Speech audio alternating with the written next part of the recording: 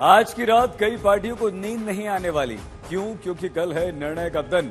2 राज्यों की विधानसभा, 13 राज्यों की 46 सीटों पर परिणाम आने वाले हैं, जो तय करेंगे जनता के मूड को।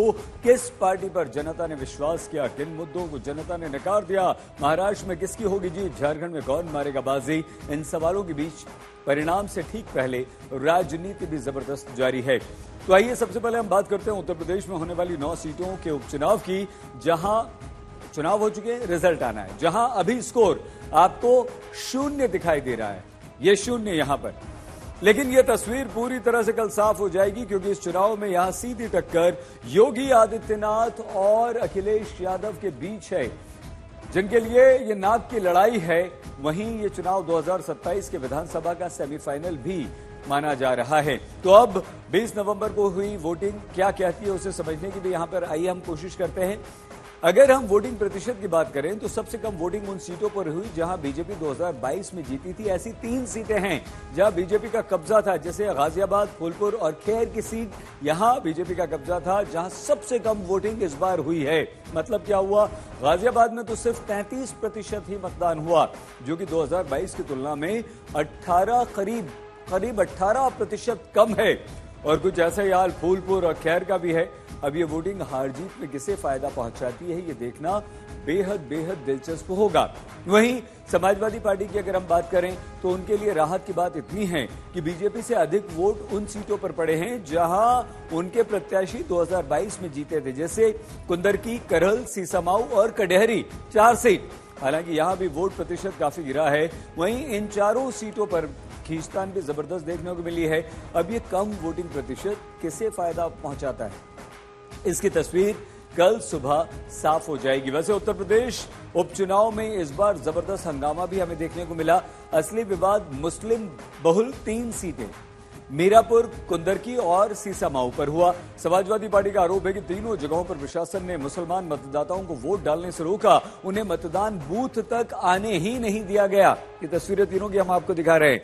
समाजवादी पार्टी ने इसे रामपुर मॉडल बताया है और आरोप लगाया है कि जानबूझकर मतदान कम करने का प्रयास किया गया, जिसे लेकर अब जमकर राजनीति हो रही है। तीनों तस्वीर हम आपको दिखा रहे हैं, जिसमें से एक तस्वीर काफी चर्चा का विषय बनी, जो कि मीरापुर की है, जहां पर महिलाओं पर एक पुलिस अधिकारी ने, इंस्पेक्टर ने रिवॉल्वर तान दी।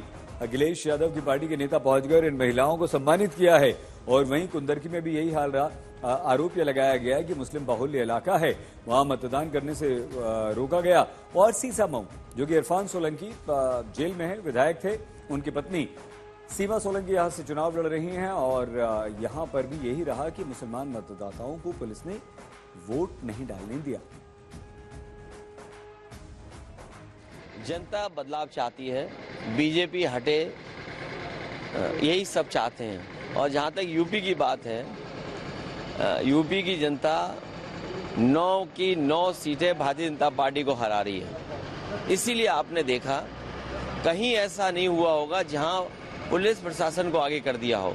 आप सोचिए, लोकतंत्र में अगर पुलिस वोट डालेगी और अधिकारियों के माध्यम से दबाव बना जाएगा, फिर जनता का क्या? ये सीधे बाबा साहब भीमराव अम्बेडकर जी का जो अधिकार मिला एक वोट डालने का, उसको ही छीनना चाहते हैं। और इसलिए छीनना चाहते हैं कि सरकार में रह करके बाकी सब अधिकार भी छीन लें। ये चुनाव हारने के बाद, यानी कल रिजल्ट आने के बाद की स्क्रिप्ट आज तैयार कर रहे हैं और श्री अखिलेश यादव जी मुद्दा विहीन है। हम लोगों को उम्मीद है कि 9 की 9 विधानसभा की उपचुनाव की सीटें जीतेंगे।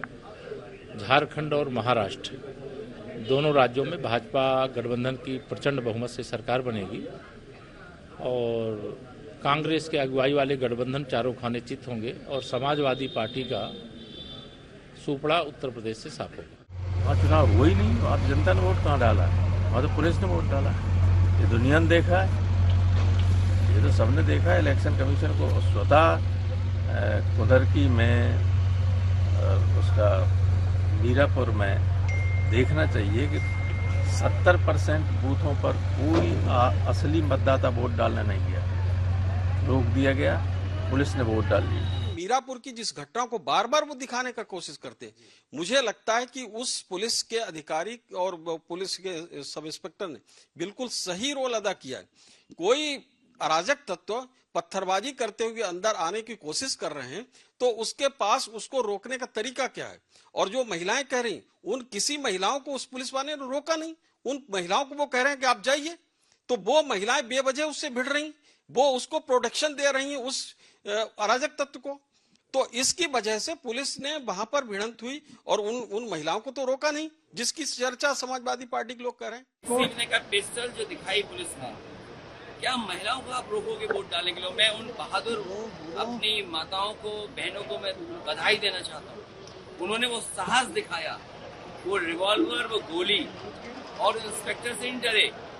वो इंस्पेक्टर ऐसा है जो अभी कुछ दिन पहले रिश्वत ली थी उसने। कैमरा झूठ नहीं बोल सकता है। आप और हम इंसान हैं, हम पे और आप पे दबाव हो सकता है, लेकिन जब आपका कैमरा देखेगा तो वो तो सच दिखाएगा। कैमरा तो नहीं झूठ बोल सकता है। आपका सरकार पे कंट्रोल नहीं है, करप्शन हाईएस्ट लेवल पर है। तो आप सोचिए ना, तो क्या करेंगे? यही करेंगे जो कर रहे हैं वो लोग। और फिर एक योगी से ये उम्मीद नहीं करेंगे, कोई बस से योगी थोड़ी हो जाता है, विचार से बनता है। हिंदुस्तान का पहला काला इतिहास था समाजवादी पार्टी की सरकार के दौरान लोकसभा के चुनाव में मैनपुरी का पूरा लोकसभा क्षेत्र में इतनी गुंडई, अराजकता इन्होंने की, इतनी डंपिंग की कि पूरा का पूरा लोकसभा चुनाव ही नष्ट हुआ था, पुनर्मतदान हुआ था। इसका मतलब ये इस बात के आदि हो, जब जब इनकी गुंडई पर, बूथ कैप्चरिंग पर विराम लगता है, तब तब ये बौखला जाते हैं और तब तक इस तरह के उल जलूल आरोप लगाना काम करते हैं कि जब जब ये चुनाव हारने की स्थिति आती है, जनता का समर्थन हासिल नहीं होता है, तब तक या तो ये चुनाव आयोग पर ठीकरा फोड़ते हैं, ईवीएम पर ठीकरा फोड़ते हैं, प्रशासन पर ठीकरा फोड़ते हैं, कोई न कोई नया बहाना तलाशने का काम करते हैं।